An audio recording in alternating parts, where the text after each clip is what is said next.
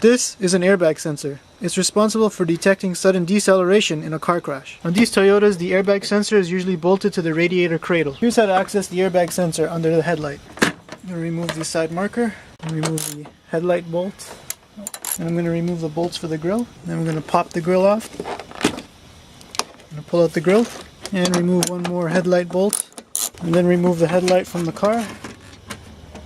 This here is where the frame connects to the bumper rebar.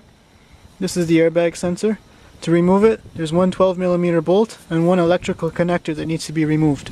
So here's an overview of how the airbag system works. The airbag sensor senses a deceleration during a collision and will send a signal to the SRS computer.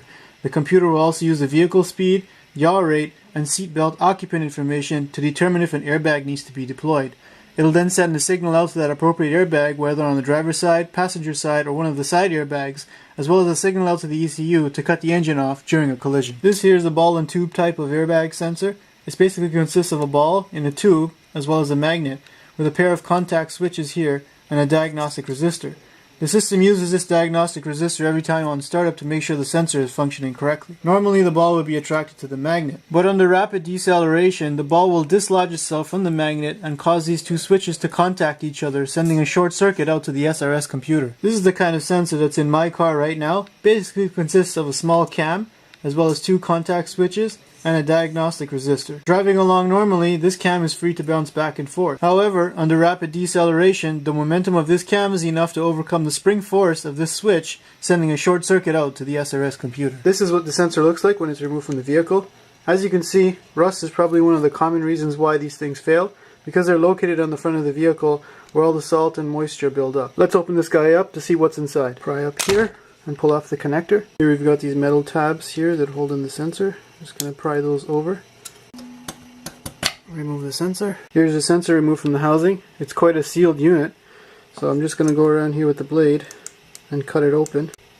Just looks like all this stuff here is just epoxy or glue. I'm just going to cut it out. Okay, so I've got all the glue off. I'm just going to continue prying at the plastic here with my pliers. Alright, I've got all the plastic removed from around the sensor. I'm just going to pry up on it right here, revealing a circuit board inside. Then I'm going to pry up on the circuit board slowly and remove it from the housing.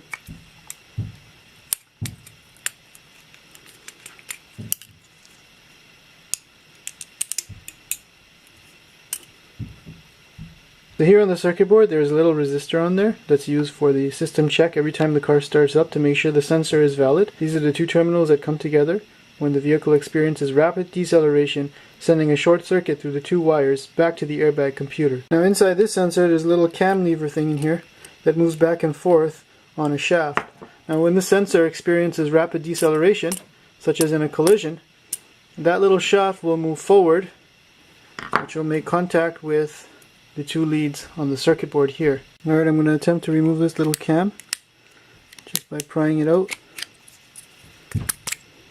And that's what we've got, the shaft as well as the little cam wheel that activates the sensor. So this is how the little cam wheel will engage with the two terminals completing the circuit. And that pretty much sums up what's inside the mechanism that deploys your airbags in a collision.